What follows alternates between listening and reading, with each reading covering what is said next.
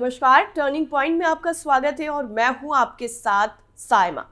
एक कहावत है, उल्टा चोर कोतवाल को डांटे। आपने भी जरूर सुनी होगी और ये कहावत अगर राजनीतिक पार्टियों के नेताओं के लिए देखी जाए तो ममता बनर्जी के लिए बिल्कुल फिट बैठती है, क्योंकि ममता बनर्जी अपने गिरेबान में झांकने की बजाय दूसरों को आईना दिखाती रहती है।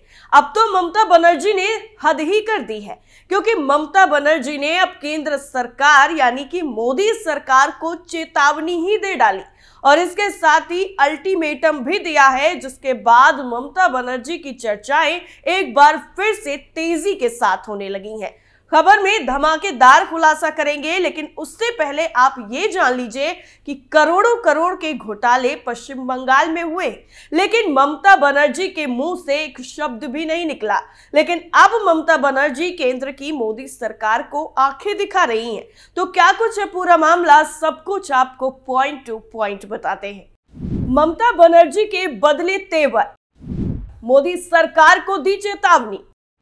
क्यों केंद्र सरकार पर भड़की दीदी? करोड़ों के घोटाले का कोई हिसाब नहीं। पश्चिम बंगाल में घोटालों का अंबार है, लेकिन ममता बनर्जी को उससे कोई फर्क नहीं पड़ता है और उस पर कोई भी सफाई भी नहीं आती। लेकिन अब ममता बनर्जी का मुंह केंद्र सरकार को अल्टीमेटम देने के लिए जरूर खुल गया है, जिसकी वजह से ममता बनर्जी की काफी ज्यादा फजीहत भी हो रही है। खबर में आगे ममता बनर्जी की सरकार में हुए घोटालों से भी पर्दा हटाएंगे, लेकिन पहले आपको ये जान लेना चाहिए कि कैसे ममता बनर्जी अपने गिरबान में झांक कर देखने की बजाय दूसरों पर उंगली उठाने से बाज नहीं आ रही हैं। दरअसल लोकसभा चुनाव को लेकर पार्टियां तैयारियों में जुट गई हैं और विपक्षी गठबंधन की नैया डामाडोल है, जिसकी वजह से सभी विपक्षी नेता बौखलाए हुए नजर आ रहे हैं। तो ममता बनर्जी ने अपना गुस्सा केंद्र की मोदी सरकार पर निकाला है।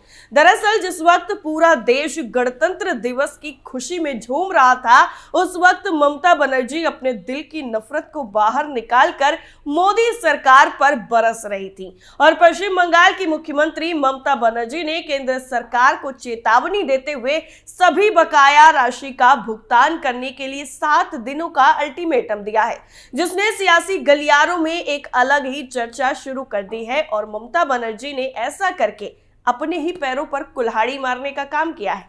दरअसल ममता बनर्जी ने चेतावनी दी है कि अगर केंद्र ऐसा नहीं करता है तो उनकी पार्टी बड़े पैमाने पर विरोध प्रदर्शन शुरू करेगी। दरअसल 26 जनवरी को 75वें गणतंत्र दिवस के मौके पर राजभवन में आयोजित कार्यक्रम के दौरान टीएमसी प्रमुख बनर्जी ने कहा कि अगर केंद्र सरकार ने फंड जारी नहीं किया तो हम बड़े पैमाने पर विरोध प्रदर्शन शुरू करेंगे। अब यहाँ पर तो वही बात हो गई कि उल्टा चोर और कोतवाल को डांटे। एक तो करोड़ों करोड़ का घोटाला ममता सरकार में हुआ, उसका हिसाब नहीं है, और ऊपर से वो केंद्र सरकार को चेतावनी दे रही है। इतना ही नहीं, पश्चिम बंगाल सरकार के आंकड़ों के मुताबिक केंद्र पर राज्य का प्रधानमंत्री आवास योजना यानी PMAY के तहत 9,330 करोड़ रुपए, मनरेगा के तहत 6,900 करोड़ रुपए और राष्ट्रीय स्वास्थ्य मिशन के तहत 830 करोड़ रुपए, प्रधानमंत्री ग्राम सड़क योजना के तहत 770 करोड़ रुपए, स्वच्छ भारत मिशन के तहत 350 करोड़ रुपए और मध्याह्न भोजन के तहत 175 करोड़ रुपए बकाया है। बनर्जी ने बीते दिसंबर में प्रधानमंत्री नरेंद्र मोदी से मुलाकात की थी और बकाया राशि से संबंधित मुद्दों पर चर्चा की थी। इसके बाद उन्होंने कहा था कि पीएम मोदी ने प्रस्ताव दिया कि राज्य और केंद्र के अधिकारी एक साथ बैठकर मुद्दों को सुलझा सकते हैं। इस सप्ताह की शुरुआत में राज्य सरकार के अधिकारियों की टीम ने नई दिल्ली का दौरा किया और अपने केंद्रीय समकक्षों से मुलाकात की। अधिकारियों के 100 दिनों की कार्य योजना में कथित अनियमितताओं और उन्हें दूर करने के लिए किए गए उपायों पर विस्तृत रिपोर्ट प्रस्तुत की। बंगाल के अधिकारियों ने केंद्रीय ग्रामीण विकास मंत्रालय के सचिव शैलेश कुमार सिंह से भी मुलाकात की। गौरतलब है कि पिछले साल नवंबर में ममता बनर्जी के नेतृत्व में टीएमसी विधायकों ने विधानसभा परिसर में विरोध प्रदर्शन किया था और मोदी सरकार पर केंद्रीय योजनाओं की बकाया राशि जारी करने में देरी का आरोप भी लगाया था। इससे पहले टीएमसी नेताओं ने राष्ट्रीय महासचिव अभिषेक बनर्जी के नेतृत्व में महात्मा गांधी की जयंती पर नई दिल्ली के राजघाट पर विरोध प्रदर्शन किया था और केंद्र सरकार से बकाया राशि जारी करने की मांग की थी। टीएमसी प्रमुख के प्रदर्शन की चेतावनी के बाद भाजपा नेता राहुल सिन्हा ने तंज कसते हुए कहा है कि अपने भतीजे अभिषेक बनर्जी के बाद ममता इसी मुद्दे पर केंद्र सरकार के खिलाफ आंदोलन की धमकी दे रही हैं। पूर्व सांसद सिन्हा ने कहा कि लोगों से समर्थन नहीं मिलने के बाद भतीजे ने आंदोलन का आह्वान करना बंद कर दिया है। अब ममता ने उसी मुद्दे को आगे बढ़ाने का फैसला किया है जिसे जनता पहले ही खारिज कर चुकी है। अब यहाँ पर खबर में ट्विस्ट तब आ गया जब ममता बनर्जी ने एक तरफ को केंद्र सरकार से फंड रिलीज करने की मांग कर दी, तो वहीं दूसरी तरफ अगर ममता बनर्जी की सरकार में हुए घोटालों पर नजर डालें तो आपको यहाँ पर घोटालों का अंबार लगा हुआ नजर आएगा।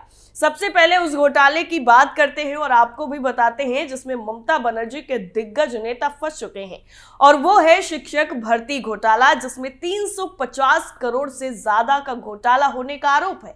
दरअसल राज्य के सरकारी और सरकारी सहायता प्राप्त स्कूलों में हुई नियुक्तियों में हुए घोटाले का करोड़ों रुपए का बिचौलियों के जरिए होने की बात सामने आई, जो अवैध तरीके से नौकरी प्राप्त करने वाले अभ्यर्थियों को घोटाले के मास्टरमाइंड को जोड़ने वाली कड़ी बन गए। इस बात का उल्लेख घोटाले में धन शोधन पहलू की जांच कर रहे प्रवर्तन निदेशालय की चार्जशीट में हुआ है। असल में सोमेन नंदी बनाम पश्चिम बंगाल सरकार के एक मामले में 8 जून 2022 को कलकत्ता हाईकोर्ट के आदेश के बाद केंद्रीय अन्वेषण ब्यूरो यानी सीबीआई ने राज्य के सरकारी और सरकारी सहायता प्राप्त स्कूलों में सहायक शिक्षकों के चयन में कथित अनियमितता के आरोप में उत्तर 24 परगना के एक चंदन मंडल उर्फ रंजन और पश्चिम बंगाल प्राथमिक शिक्षा बोर्ड के कुछ पदाधिकारियों के खिलाफ प्राथमिकी दर्ज की थी, जिसके बाद 24 जून को मामले की जांच आगे बढ़ी। ईडी ने बैंकशाल कोर्ट में मौजूद स्पेशल पीएमएलए कोर्ट में दाखिल किए गए अपने 172 पन्नों के आरोप पत्र में प्राथमिक शिक्षा बोर्ड के पदाधिकारियों के साथ चंदन मंडल की सांठगांठ के बारे में बताया, जिसके तहत प्राथमिक स्कूलों में शिक्षकों की अवैध नियुक्ति के लिए काफी रुपए लिए गए थे। जांच के तहत ईडी के अधिकारियों ने पीड़ितों की एक वर्ग से भी पूछताछ की, जिनमें समर कुमार हालदार ने ईडी को बताया था कि उसने एक अभ्यर्थी को प्राथमिक शिक्षक की नौकरी दिलाने के लिए 7 लाख रुपए का भुगतान चंदन को किया। इधर मछली कारोबारी सुजय विश्वास ने अंबानी मंडल की नौकरी के लिए 7 लाख रुपए की व्यवस्था कराई थी। हालांकि हर कोई नौकरी पाने में सफल नहीं हुआ था। मालदा के बल्लभपुर प्राइमरी स्कूल में भी सहायक शिक्षिका शेफाली मंडल को पार्थ चटर्जी के एक कथित करीबी शंकर सिंह ने धोखा दिया था। उसने अपनी जुड़वा बेटियों में से एक की नौकरी के लिए 8 लाख रुपए दिए, जिसके बावजूद नौकरी नहीं मिली। एक छोटे व्यवसायी जयंत विश्वास ने ईडी को यह बताया था कि उनकी पत्नी पापिया मुखर्जी को चंदन मंडल के माध्यम से करीब 7.5 लाख के बदले प्राथमिक शिक्षक की नौकरी मिली थी। पापिया मुखर्जी वर्तमान में नादिया के Raghavpur converted junior basic primary school में सहायक शिक्षक के रूप में कार्यरत है। आरोप यह है कि बिचौलिए ही अवैध नियुक्तियों के लिए रुपए का स्थानांतरण करने का काम भी करते थे।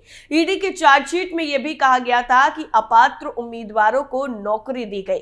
शिक्षक पात्रता परीक्षा यानी टीईटी 2014 का आयोजन 11 अक्टूबर 2015 को हुआ था और इसमें सफल अभ्यर्थियों की पहली मेरिट लिस्ट बदलकर दूसरी जारी की गई और दूसरी मेरिट लिस्ट में अवैध रूप से और मनमाने ढंग से अपात्र उम्मीदवारों को भ्रष्ट तरीकों से नियुक्तियां दी गईं। प्राथमिक स्कूलों में सहायक शिक्षक के रूप में नियुक्ति पाने के लिए अपात्र उम्मीदवारों की लिस्ट में ईडी के पास थी और ईडी के मुताबिक टीईटी 2014 की प्राथमिक चयन प्रक्रिया में प्रश्न पत्र और इसकी मूल्यांकन प्रक्रिया को संदिग्ध रूप से किया गया था, क्योंकि पात्र उम्मीदवारों को लिस्ट से बाहर करने के लिए ओएमआर शीट में भी बदलाव किया गया। इतना ही नहीं, अभी हाल ही में एक और घोटाले का पर्दाफाश हुआ और वो था राशन वितरण घोटाला। दरअसल पश्चिम बंगाल में ये घोटाला राशन वितरण मामले में सामने आया, जहां पर जांचकर्ताओं और बंगाल के भाजपा नेताओं का दावा है कि ये घोटाला 1000 करोड़ रुपए से कम का नहीं है। इनका यह भी दावा है कि ये घोटाला पिछले 1 दशक से ज्यादा वक्त से चल रहा रहा है और कोविड के सालों के दौरान इसमें काफी ज्यादा तेजी भी आई। दरअसल केंद्र सरकार की तरफ से सूचीबद्ध चावल मिलों और आटा मिलों को खरीदे गए गेहूं को पीसने के लिए भेजा जाता है और उसके बाद प्रधानमंत्री गरीब कल्याण अन्न योजना के तहत उचित मूल्य राशन की दुकानों से लाभार्थियों को बांटा जाता है। सरकारी वितरक मिल मालिकों से गेहूं उठाते हैं और उन्हें राशन की दुकानों में आपूर्ति करते हैं। हर वितरक के पास संचालन का एक निश्चित क्षेत्र होता है और वो कितनी दुकानों पर अनाज वितरित कर सकते हैं इसकी संख्या भी पहले से ही तय होती है। वितरक मिलों से कितनी मात्रा में अनाज खरीद सकते हैं ये भी निश्चित होता है और उनकी डिलीवरी रसीदों में भी इसका जिक्र किया जाता है। यहीं से शुरू होती है कथित भ्रष्टाचार की पूरी कड़ी। दरअसल आरोप है कि वितरकों ने मिल मालिकों के साथ मिलकर राशन की दुकानों में वितरण के लिए मिलों से निर्धारित मात्रा से कम मात्रा में राशन उठाया। जांच एजेंसियों का यह भी दावा है कि इससे राशन वितरण प्रणाली में 20 से 40% तक का घाटा हुआ। इसके बाद बचे हुए अनाज को खुले बाजारों में बाजार दरों पर बेच दिया गया और इससे होने वाली आमदनी को सिंडिकेट के सदस्यों के बीच में कमीशन के रूप में बांटा गया। पिछले साल अक्टूबर में राशन में घोटाले के आरोप में जांच एजेंसी ने पश्चिम बंगाल सरकार के मंत्री ज्योति प्रिय मल्लिक को भी गिरफ्तार किया था। मलिक 2011 से 21 तक राज्य के खाद्य और आपूर्ति मंत्री थे और इसी पीरियड के दौरान कथित भ्रष्टाचार हुआ था। ईडी ने अदालत में दावा किया कि न केवल ये घोटाला मलिक की निगरानी में हुआ बल्कि उसके पास इस बात के भी सबूत है कि वो प्रत्यक्ष लाभार्थी थे और उन्होंने अपराध से हुई आय को वैध बनाने में अपनी भूमिका निभाई है। दरअसल 13 अक्टूबर 2023 को प्रवर्तन निदेशालय ने बकीबुर रहमान को भी गिरफ्तार किया था। बकीबुर को करोड़ों रुपए के राशन घोटाले में एक अहम कड़ी माना जाता है और इसके अलावा न जाने कितने घोटाले हैं, लेकिन ममता बनर्जी को इससे कोई मतलब कहां है। उन्हें अगर मतलब है तो सिर्फ और सिर्फ केंद्र सरकार पर कीचड़ उछालने से, जिसमें भी वो अब फेल होती हुई नजर आ रही है। वैसे आपका क्या मानना है इस पूरी खबर को लेकर कमेंट करके जरूर बताइए। फिलहाल के लिए इतना ही, बाकी खबरों के लिए आप बने रहिए कैपिटल टीवी के साथ। नमस्कार।